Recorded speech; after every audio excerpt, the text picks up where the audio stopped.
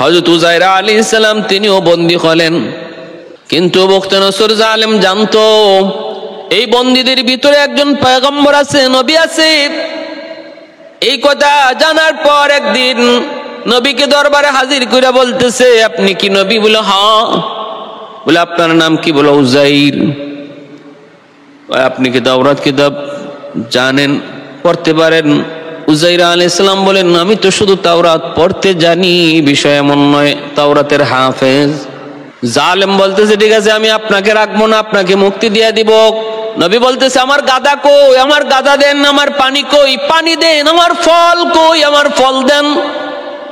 গাদা, পানি, ফল যা ওনার কাছে ছিল, ওনার সাথে ছিল, এই সব কিছু ওনার হাতে বুঝাইয়া দিয়া বাদশা বলতেছে, যান আপনাকে বিদায় দিয়ে দিলাম, মুক্তি দিয়ে দিলাম। আল্লাহর পয়গম্বর উযাইর আলাইহিস সালাম তিনি এইবার জালেমের কারাগার থেকে মুক্ত হয়ে তিনি ফিলিস্তিনের ভিতর দিয়ে হাঁটতেছেন। এলাকাকে এলাকা জ্বালায় দিছি, শুনশান, পিন পতন, নীরবতা, কেউ নাই, কোনো মানুষজন নাই। কিছু মানুষ তারা ভয়ে পালায় চলে গেছে, আর যারা ছিল সব মারা গেছে, শুধু লাশ আর লাশ। একটা মৃত্যুপুরী এলাকা, মানুষ নাই, শুধু মানুষের লাশ আর লাশ, আর ঘর বাড়িগুলো আগুনে জ্বালানো। আল্লাহর নবী উযাইর আলাইহিস সালাম তিনি একটা গাছের সাথে এলান দিয়া বসলেন, আর গাদাটাকে গাছের গোড়ার মধ্যে বেঁধে তিনি একটু বসে বসে দেখতেছেন আর বলতেছেন, মালিক এমন ভাবে এলাকাকে এলাকা ধ্বংস করে দিল, এতগুলি মানুষকে হত্যা করলো, এমন বিধ্বস্ত এলাকা তুমি কেমন করে আবার পুনরায় ঠিক করবা? কেমন করে আবার এটাকে সাজাইবা? আল্লাহ, এই মৃত মানুষগুলাকে কেমন করে তুমি জীবিত করবা? আমার এই ব্যাপারে কোনো সন্দেহ নাই, তোমার শক্তি আছে, তোমার পাওয়ার আছে, ক্ষমতা আছে মৃতকে জীবিত করার। কিন্তু যেইভাবে পচে গলে সবকিছু মাটির সাথে মিশে গেছে, এই মরা পচা মানুষগুলার হাড় কেমন করে তুমি একত্রিত করবা? কেমন করে গোশত লাগাইবা? কেমন করে তাদেরকে জীবিত করবা? আল্লাহ পাক রব্বুল আলামিন বলে, সন্দেহ হয়? বলে না মালিক, সন্দেহ না।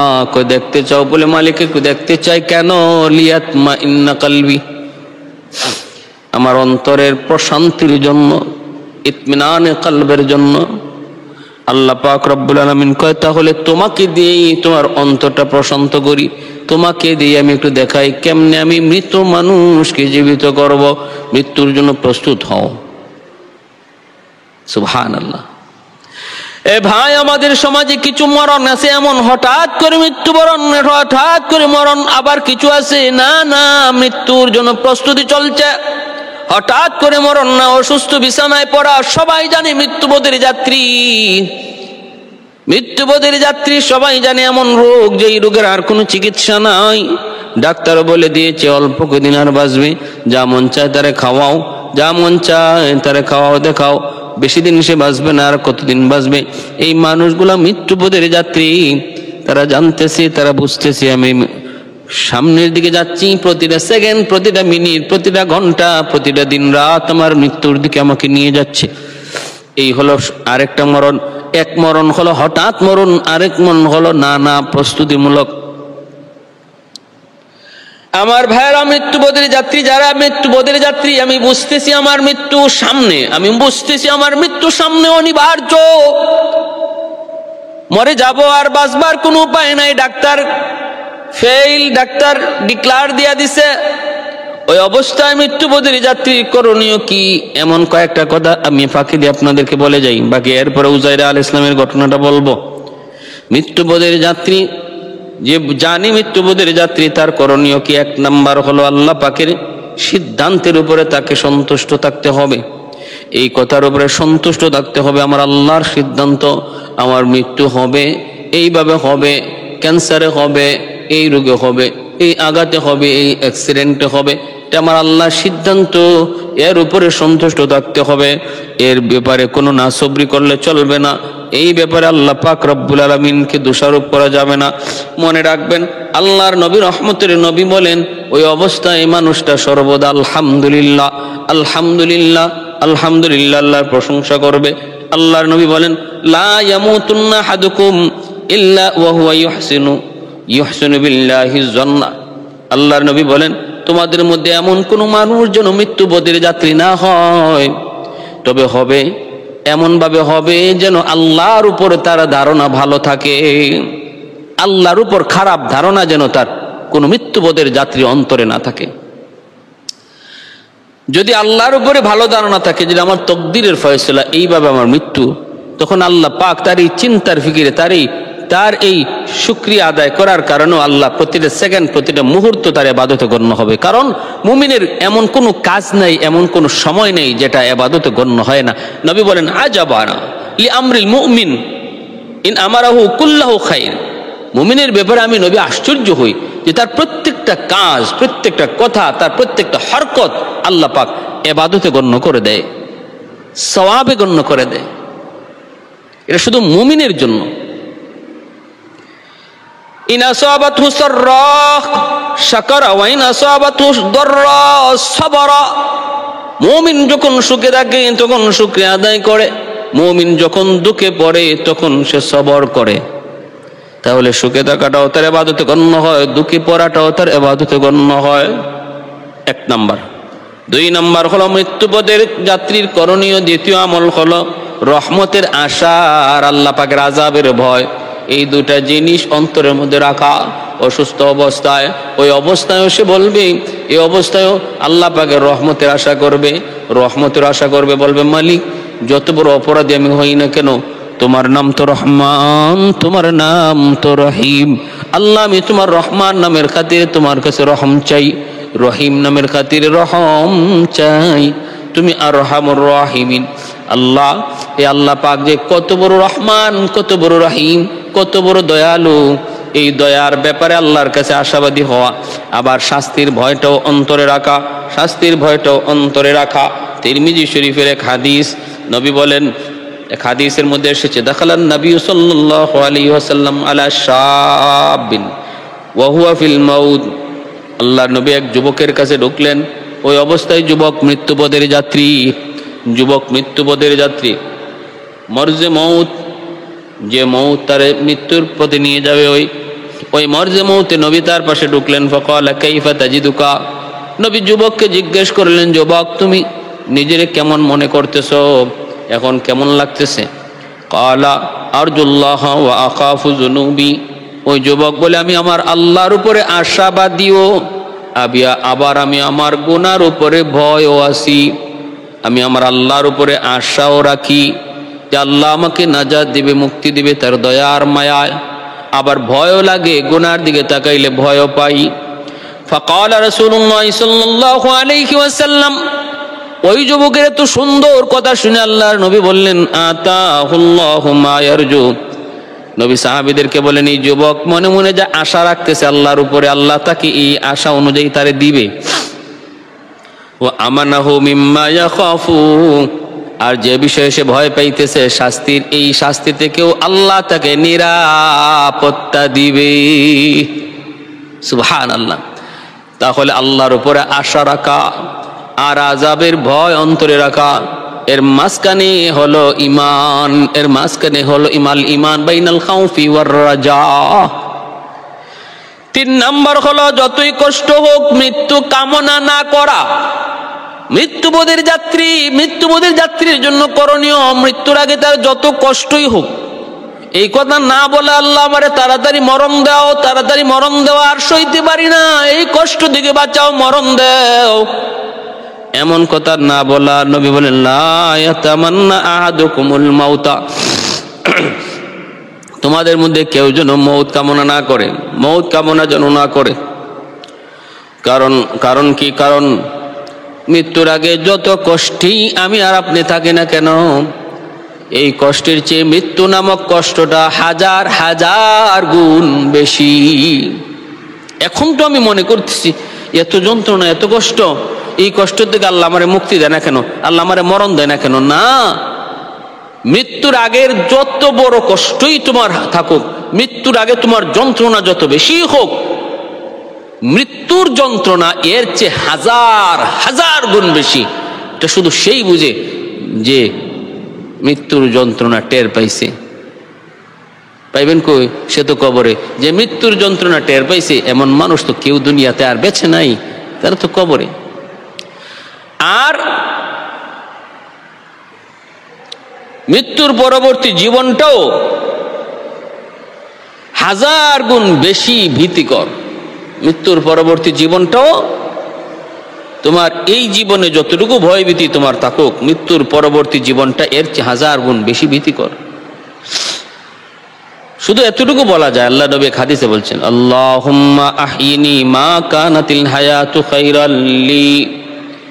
আল্লাহ, আমার হায়াতটা যত সময়ের জন্য ভালো ওই পর্যন্ত তুমি বাড়ায় দিও। আমার হায়াতটা যতটুকু সময়ের জন্য ভালো আল্লাহ ততটুকু সময় পর্যন্ত হায়াত বাড়ায় দিও। ওয়া তাওয়াফফানি ইযা কানাতিল ওয়াফাতু খায়রাল লি। আল্লাহ, আমার মৃত্যুটা যখন আমার জন্য কল্যাণকর তখন তুমি আমারে মরণ দিও। কত সুন্দর দনবী। আমার মৃত্যুটা আল্লাহ যখন আমার জন্য কল্যাণকর তখন তুমি আমাকে মৃত্যু দিও। আল্লাহর উপরে ছেড়ে দেওয়া, এই কথা না বলে আল্লাহ আমারে তুমি এখন লইয়া যাও না, এখন লইয়া যাওয়াটা তোমার জন্য কল্যাণকর কি অকল্যাণকর তুমি আমি কেউ জানি না আল্লাহ। এজন্য মৃত্যুর জন্য এতটুকু বলা যায়, আল্লাহ আমার মৃত্যুটা যখন কল্যাণকর তখন তুমি আমারে মরণ দিও। ওয়াতাওয়াফানি ইযা কানাতিল ওয়াফাতু খায়রাল লি। সুবহানাল্লাহ, কত সুন্দর দোয়া নবী শিখাইছেন। 4 নাম্বার হলো মৃত্যুপথের যাত্রীর করণীয় হলো ঋণ পরিশোধ করে যাওয়া। মৃত্যুপথের যাত্রী সাবধান, ঋণ লইয়া কখনো কবরে যাওয়া যাবে না। আল্লাহ নবী বলেন, তোমরা কি জানো আতাদরুনা মাল মুফলিস? তোমরা কি জানো নিঃস্ব মানুষকে কয়? নিঃস্ব ওই মানুষটাই যেই মানুষটা সহায় হাসরের ময়দানে অনেক নেকি লইয়া আল্লাহর দরবারে উঠবে, অনেক সওয়াব লইয়া আল্লাহর দরবারে উঠবে, কিন্তু সে মানুষের হক দিতে মানুষের ঋণ শোধ করতে তার কাছে কোনো নেকি থাকবে না। কারণ হাসরের মাঠে কোনো টাকা পয়সা দিরহাম দিনার থাকবে না, থাকবে শুধু নেকামল। আর ওখিদা মিনহু ফিয়া সাহিবাহু, এই নেকি থেকে তার কাছ থেকে নেকি নেওয়া হবে। ওফিয়া সাহিবাহু, এবং তার ওই পাওনাদারকে তার নেকি পরিশোধ করা হবে, নেকি দিয়ে দেওয়া হবে। এইভাবে তার কাছে কিছুই থাকবে না। এর জন্য সাবধান, মৃত্যুপথের যাত্রী বারবার সন্তানকে ওসিয়ত করে যাবে, বাবা আমি অমুকে আমার কাছে এত পায়, অমুকে আমার কাছে এত পায়। এমনকি এটার একটা লিখিত কইরা সে সন্তানকে বুঝাইয়া ওসিয়ত করে যাবে, এই ঋণগুলা আমার কাছে মানুষে পায়, তোমরা পরিশোধ কইরো, ওসিয়ত করে যাবে। আল্লাহর নবী বলেন, অন্তত প্রতি 3 রাতে একবার মৃত্যুপথের যাত্রী সন্তানদেরকে ডাইকা ওসিয়ত করবে। আব্দুল্লাহ ইবনে উমর রাদিয়াল্লাহু তাআলা আনহু বলেন, এরপর থেকে ওসিয়ত আমি সর্বদা লিখে বালিশের নিচে রাখতাম। অমুকে এত টাকা পায়, অমুকে এত টাকা পায়, অমুকে এই পায়, অমুকে সেই পায়, অমুকে আমি একদিন অজান্তে কষ্ট দিয়ে ফেলাইছিলাম, এখনো তার সন্ধান পাইতেছি না। এইভাবে মানুষকে সে যা কষ্ট দিছে, মানুষ তার কাছে যা পাওনা, এইভাবে কাগজের মধ্যে লিখে আব্দুল্লাহ ইবনে ওমর রাদিয়াল্লাহু তাআলা আনহু বলেন, আমি লিখে রাখি মসজিদ মাদ্রাসার ওসিয়ত। মৃত্যুর আগে মসজিদ মাদ্রাসার ওসিয়ত আপনি করে যাইতে পারেন, মসজিদে এত টাকা দান কইরো, মাদ্রাসা এত টাকা দান কইরো, তবে এই ওসিয়তটা হবে 1/3 ভিতরে। 1/3 বেশি ওসিয়ত করা যাবে না। সম্পদের 1/3 বেশি ওসিয়ত করা যাবে না। ওসিয়তটা 1/3 ভিতরে হবে। সম্পদের 1/3 থেকে ওসিয়ত পালন করা হবে। কেউ যদি তার সমস্ত সম্পদ ওসিয়ত করে যায়, সন্তানদেরকে কিছুই না দিয়ে যায়, এটা শরীয়তে নিষেধ, কঠিন নিষেধ। আল্লাহর নবীর কাছে এরকম একটা মামলাই ছিল, ওগো নবীজি, আমাদের আব্বা মৃত্যুর আগে 6টা গোলাম আছিল, 6টা গোলাম সে মৃত্যুর আগে আজাদ করে দিছে। 6টা গোলাম সে কি করছে, ওসিয়ত করে গেছে, আমার মৃত্যুর পর তোমরা 6টা গোলামকে আজাদ করে দিও, এই ওসিয়তটা করে গেছে। এখন কি করি, আমরাও গরিব মানুষ, 6টার 6টাই। নবী বলেন এই কথাটা যদি আমি আগে জানতাম তাহলে তোমাদের বাবার জানাজার নামাজ আমি পড়াইতাম না। কত বড় কঠিন কথা। আল্লাহ নবী বলে না না, এটা যদি জানতাম তাহলে আমি জানাজার নামাজই পড়াইতাম না। 6জনকে, ওই 6জন গোলামকে নবী ডাকলেন, ডাইকা নবী বললেন ওসিয়ত শুধু 3 ভাগের 1 ভাগে প্রযোজ্য। অতএব 6জনের মধ্যে 2 জন আজাদ, আর বাকি 4জন আজাদি পাবে না। 2 জনকে আজাদ করা হবে। এই 2 জনকে নবী লটারি দিলেন। লটারিতে যে 2 জনের নাম উঠলো, ওই 2 জনকে আল্লাহ নবী মুক্তি দিয়া বাকি 4 জনকে রেখে দিলেন।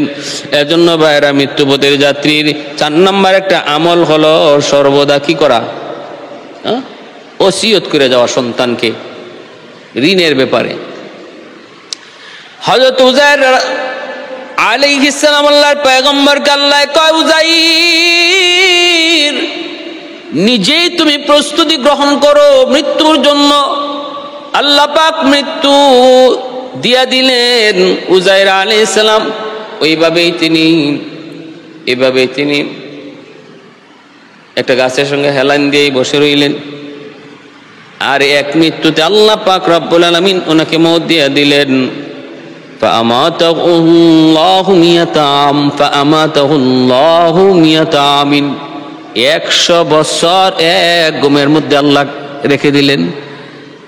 100 বছর, 100 বছর এক ঘুমে উযাইর আলাইহিস সালামের চলে গেল। তারপরে আল্লাহ তারে ঘুম থেকে জাগালেন। জাগে আল্লাহ বলতেছেন কাম লাবিস্তুম, তিনি বলেন লাবিস্তু ইয়াওমান আও বা'দা ইয়াওমিন, কতদিন ঘুমাইছো? উযাইর আলাইহিস সালাম ইনার চেহারার দিকে তাকায়, নখের দিকে তাকায়, হাতের দিকে তাকায়, দেখে সবই তো ঠিক আছে। কয় পানির দিকে তাকায়, দেখে পানিও ঠিক আছে, খানাও ঠিক আছে, ফলও ঠিক আছে। কয় একদিন অথবা অর্ধদিন। ইনি সকালবেলা এখানে গিয়েছিলেন, সকালবেলা আবদার করেছিলেন, আল্লাহ বিকালবেলা তারে ঘুম থেকে তুলছে। এজন্য উনি মনে করতেছেন একদিন অথবা অর্ধদিন। কিন্তু না না, আল্লাহ পাক বলে বাল্লা বিস্তা মিয়াতাম, না রে উযাইর, তুমি একদিন অর্ধদিন নয়, তুমি দীর্ঘ 1 বৎসর ঘুমাইছো। কি করছো? 100 বৎসর ঘুমাইছো। কি কো একদিন আর আধা দিন, 100 বছর। ইন্না লিল্লাহ। আল্লাহ এটা কি কোন বলে হ কয় ফানজুরিলা তুআমিকা ওয়া শারাবিকা লাম ইয়াতাসান্নাখ, তোমার খানার দিকে তোমার পানির দিকে তাকাও, দেখো কোনো রং পরিবর্তন হয় নাই। কিন্তু তুমি তোমার গাদার দিকে তাকাও, দেখো গাদার কোনো অস্তিত্ব নাই, মাটির সাথে মিশে গেছে। ওই যে দেখো মাটির সাথে মিশে গেছে, হাড্ডিগুলা গোশতগুলা সব মাটির সাথে একদম মিশে আছে।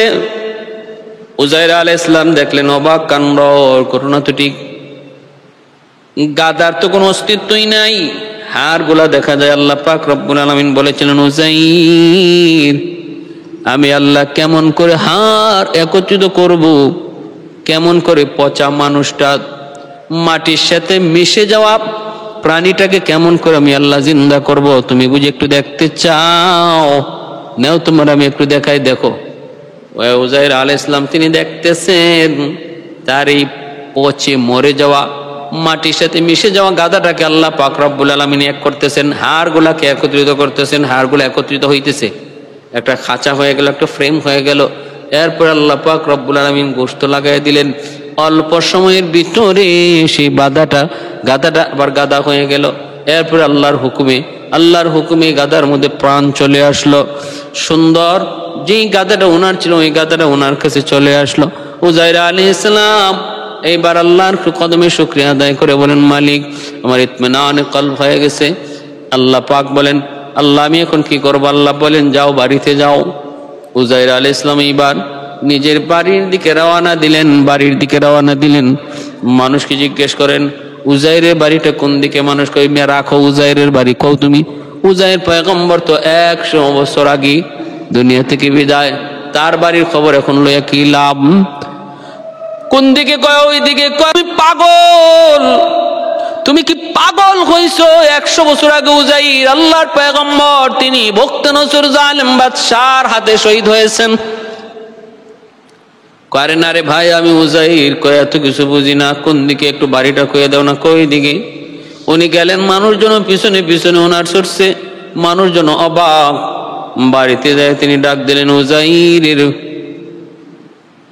উজাইরের বাড়ি কোনটা, উজাইরের বাড়ি কোনটা? ঘর থেকে মানুষজন যায় ডাক দিছে, ঘর থেকে বের হয়েছে একজন বুড়া মানুষ, দাড়ি পাকা, চুল পাকা, দাঁত নাই, একজন বুড়া মানুষ বের হয়েছে লাতুর। আর উজাইর আলাইহিস সালাম তিনি হলেন একদম টাটকা যুবক, 50 বছর বয়সে, 50 বছর বয়সে তিনি আল্লাহর কাছে এই আবদার করেছিলেন। আল্লাহ পাক 50 বছর বয়সে তারে ইন্তেকাল দিয়েছিলেন, মৃত্যু দিয়েছিলেন। 100 বছর তার এই অবস্থা রাখা আবার আল্লাহ তারে জিন্দা করলেন। সেই 50 বছরের যেই যুবক, একই অবস্থা, তার শরীরে বিন্দু পরিমাণ কোনো পরিবর্তন নাই, কচকচে কাঁচা, দাড়ি, চুল, ভ্রু, টন টন করে দাঁত, টাটকা যুবক। আর তিনি 50 বছর বয়সে তিনি যখন আল্লাহ পাকের হুকুমে ইন্তেকাল করেন, ওই সময় তিনি যখন বখতনসরের সাথে তিনি যুদ্ধ করেন, ওই সময় ওনার এক সন্তানের বয়স ছিল 10 বছর। সন্তানের বয়স কি ছিল? 10 বছর। ওনারা ছিল 50 বছর, সন্তানে ছিল 10 বছর। ঘুমের ঘরে কেটে গেল 100 বছর। 100 বছর যদি ঘুমের ঘরে কেটে যায়, তাহলে সন্তানের আগের 10 বছর উনি পাইছিলেন, আর ঘুমের ঘরে কাটাইলেন 100 বছর। 100 আর 10 কত হয়? 110 বছর সন্তানের বয়স।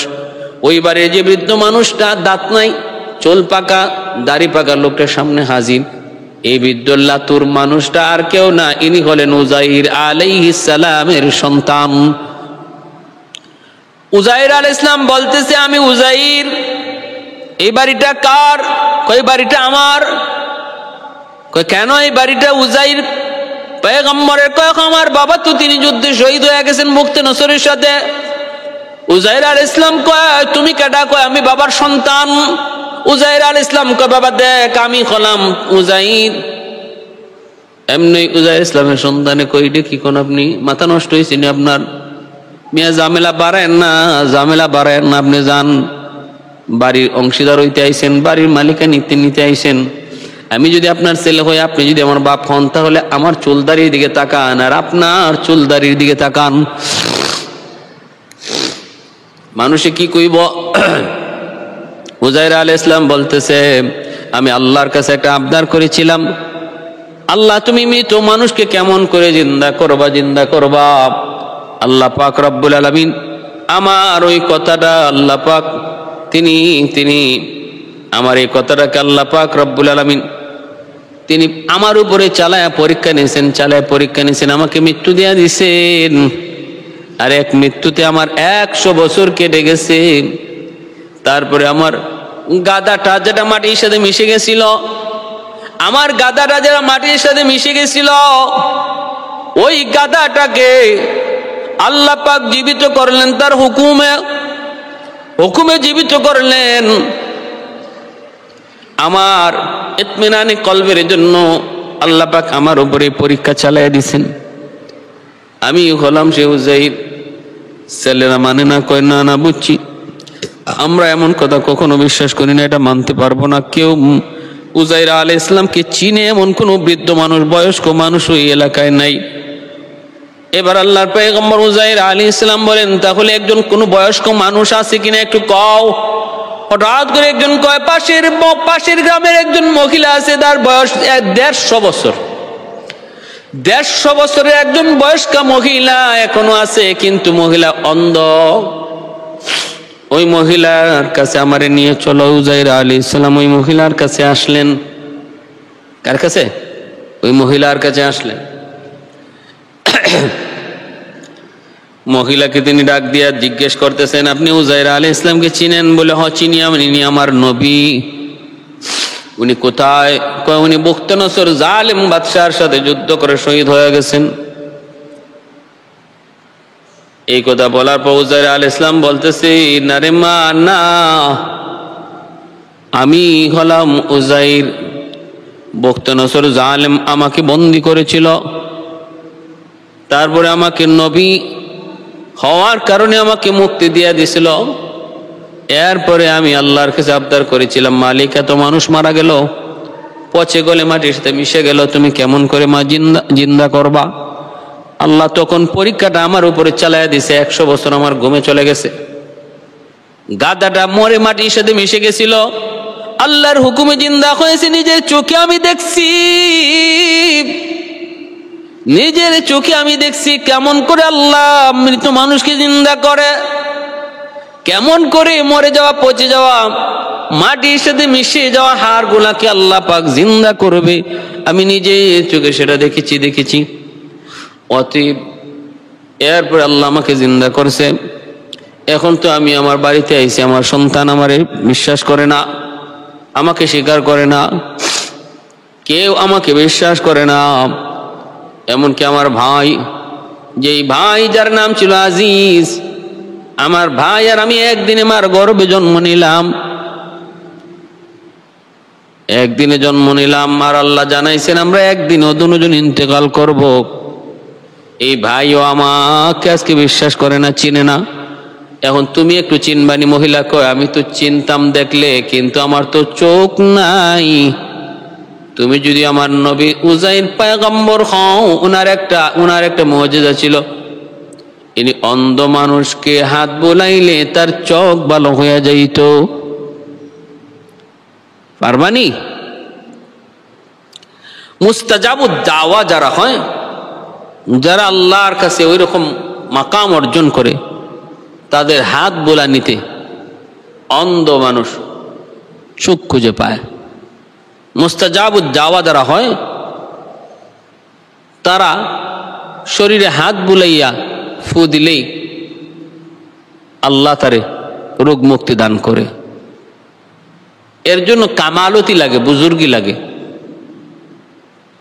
উসিলা হলো ওলি আল্লাহদের হাত, আর মূল কাজটা করেন কে? আল্লাহ। মূল কাজটা কে করেন? আল্লাহ। উলামায়ে কেরাম পানিতে ফু দেয়, উলামায়ে কেরাম মানুষের চেহারায় ফু দেয়। এই ফুটা সাধারণ ফু নয়, এই ফুর মধ্যে আমার মালিকের কালাম থাকে, আল্লাহর কোরআনের আয়াত থাকে। সাধারণ বাতাসের কোনো শক্তি নাই, কিন্তু এই বাতাসটার সাথে যখন আল্লাহর কালাম মিশ্রণ হয়, তখনই বাতাসের শক্তি বেড়ে যায়। এই জিনিসটাই ফখরে বাঙ্গাল রহমতুল্লাহ আলী এক নাস্তিককে বোঝানোর চেষ্টা করেছিলেন। নাস্তিক বলেছিল, মৌলভী তোমরা এই মানুষে যেভাবে ধোঁকা দিয়ে ফু দেও, কেউ কিছু কইলেই হুজুর একটা ফু দিয়েন, একটা ফু দিয়ে দিলে এই যে একটা বাতাস চাল্লা, এই বাতাসে কি হইল? বেটার হইল ফ্যাট ব্যথা, তুমি তার ফু দিলা, বাতাস দিলা, এতে তার ফ্যাট ব্যথা দূর হবে কেমন করে? এই ধোঁকাবাজি আর কতদিন? ফখরে বাঙ্গাল রহমতুল্লাহ আলী তখন তিনি বলতেছেন, কথা ঠিক বলেছ। তো এই ধরনের কথা কোনো হালাল জাদা বলে না, হারাম জাদা কয়। তুমি যে কথা বলছো এই কথায় বোঝা যায় তুমি একটা জারর সন্তান, তোমার বাপের ঠিক নাই। এই কথা কইতেই নাস্তিক তো খেপে টেপে একদম ফায়ার, ধরেই ফেলবে হুজুরকে। এলাকার বেশ ওই জায়গার মানুষজন জমা হয়ে গেছে। কি হয়েছে? কি হয়েছে মানে? ও মৌলবী আমারে জারর সন্তান বলছে। গুসা, চেহারা লাল হয়ে গেছে। কি হুজুর আপনি তার এইভাবে গালিটা দিলেন? আল্লাহর ওলি বলতেছেন, আমি তার গালি দেই নাই, আমি তার জবাব দিছি। জবাব কিরকম? সে বলতেছে, আমরা যে এইরকম ফু দেই, এই কোরআন পড়ে দেই আর হাদিস পড়ে দেই, যা পড়ে ফু দেই, এই ফুর মধ্যে কি আছে? এটা নাকি একটা ধোঁকাবাজি। এই বাতাস, এই বাতাসের মধ্যে কি আছে? এটা তো বাতাসে কি কোনো কিছু করতে পারে? বাতাসের কি কোনো ক্ষমতা আছে? এর মধ্যে কোরআন থাক আর হাদিসই থাক, ট্যাবলেট টুবলেট খাওয়াইলে, ইঞ্জেকশন দিলে, স্যালাইন বেলাইন লাগাইলে, তাহলে বোঝা গেল একটা কিছু হচ্ছে। কিচ্ছুই হচ্ছে না, একটা বাতাস ছাড়ছেন, এটা কি? তো আমি তার এই কথাটা বোঝানোর জন্য তার জারর সন্তান বলেছি। বলে এটা কেমনে বুঝাইলেন? বলে আচ্ছা দেখুন তো, আমি তার মারছি, তার গায়ে আঘাত করছি, তার শরীরে টাচ করছি, তারে খুব সুই লাগাইছি, তারে কোনো ওষুধ খাওয়াইছি? কিচ্ছুই না, শুধু একটা বাতাস ছাড়ছি, বাতাস। কি বাতাসটা? একটা গালি, জারস সন্তান। এই বাতাসটাতে তার শরীরে কেমন আসর করছে দেখেন, কেমন প্রভাব ফেলাইছে। তার চেহারা লাল হয়ে গেছে, তার শরীর ফুলে গেছে, তার জিদ দিয়ে কাঁপতেছে, চুলগুলা খাড়াই গেছে। দেখেন একটা নাপাক বাতাস, যেই বাতাসের মধ্যে গালি আছে, এই নাপাক বাতাসে যদি তার শরীরে এমন প্রভাব ফেলাইতে পারলো, যেই বাতাসের মধ্যে আল্লাহর কালাম থাকে, এই বাতাসে যে প্রভাব কেমন ফালাইতে পারে এটা বোঝানোর জন্য আমি তার এই গালিটা দিছি। বুঝছেনি? এইবার খবর হয়ে গেছে, সেও বুঝে ফেলছে, নাস্তিকও টের পেয়ে গেছে, নাস্তিকও টের পেয়ে গেছে। এজন্য আল্লাহর ওলিরা হাত বুলায় দেখ আর নজর দিক আর দোয়া করুক, মনে রাখবেন এই তাদের এই হাতটা, তাদের এই জবানটা, এটা একটা জাস্ট উসিলা। বাকি আল্লাহ তাদের উপরে এতটা রাজি, তারা যা চায় মূল কাজটা করেন আল্লাহ নিজে। মূল কাজটা কে করেন? আল্লাহ নিজে করেন। হযরত উযাইর আলাইহিস সালামকে ওই বৃদ্ধা মহিলা সে বলতেছে, আমি অন্ধ, আর যদি তুমি আল্লাহর পয়গম্বর উযাইর হয়ে থাকেন আপনি, তাহলে আমার পয়গম্বরের একটা মুআজিজা ছিল, ইনি হাত বুলালে অন্ধ মানুষ সুস্থ হয়ে যেত। ভাইয়েরা আমার, আল্লাহর পয়গম্বর হযরত উযাইর আলাইহিস সালাম হাতটা তার চোখের উপরে বুলায় দিলেন, সাথে সাথে অন্ধ মহিলা সুস্থ হয়ে গেল। বড় বড় চোখে তাকায়, এইবার চেহারার দিকে তাকায় রইছে নবীর, চেহারার দিকে তাকায় রইছে আর বলতেছে, আমার নবীর মতোই লাগে, তবে এতটা বৎসর পার হয়ে গেছে, কেমন করে 100 বলে আপনি পয়গম্বর? আর একটা পরীক্ষা আছে আমার, ওই পরীক্ষায় যদি পাশ করেন তাহলে আপনি 100 পয়গম্বর উযাইর। বলে কোন পরীক্ষা? কয় আমার পয়গম্বর উযাইর আলাইহিস সালাম তিনি তাওরাত কিতাবের হাফেজ ছিলেন, দেখি আপনি তাওরাত পড়তে পারেন কিনা, তাওরাত কিতাব শোনাইতে পারেন কিনা। আল্লাহর পয়গম্বর উযাইর আলাইহিস সালাম তিনি তাওরাত কিতাব পড়া শুরু করে দিলেন। মুহূর্তের মধ্যে তাওরাত পড়তেছেন, মহিলা চিৎকার দিয়া কয়, এলাকার মানুষেরা আর দেরি কইরো না, ইনি আল্লাহর পয়গম্বর, ইনি আল্লাহর পয়গম্বর উযাইর আলাইহিস সালাম। এ ভাইয়েরা বন্ধুরা, ওই যে ওনার মৃত্যু হয়েছিল, এরপরে আবার 100 বছর পরে আল্লাহ তারে জিন্দা করেছেন। ইহুদিরা এটাকে অবাক কিছু মনে করে আর বলে উনি আল্লাহর সন্তান, ইনি আল্লাহর ছেলে, আল্লাহর ছেলে। এজন্য রে ভাই মনে রাখবা, ইহুদিদের চিন্তা চেতনা, ওই আকীদা বিশ্বাস, এটাও ভ্রান্ত। আর খ্রিস্টানদের চিন্তা চেতনা, এটাও ভ্রান্ত। ঈসাও আল্লাহর পয়গম্বর, ইনি আল্লাহর নবী নন, ইনি আল্লাহর সন্তান নন।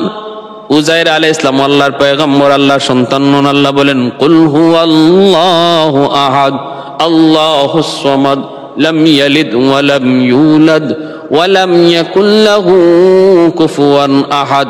আল্লাহ পাক রব্বুল আলামিন নিজে বলতেছেন, শোন আমি আল্লাহ এক, আমার সাথে কোনো শরীক নাই, আমি আল্লাহ এক, আমি হলাম সমাদ, আমি কাউকে জন্ম দেই না, কারো থেকে জন্ম নেই না, আমার সমকক্ষ কেউ নাই।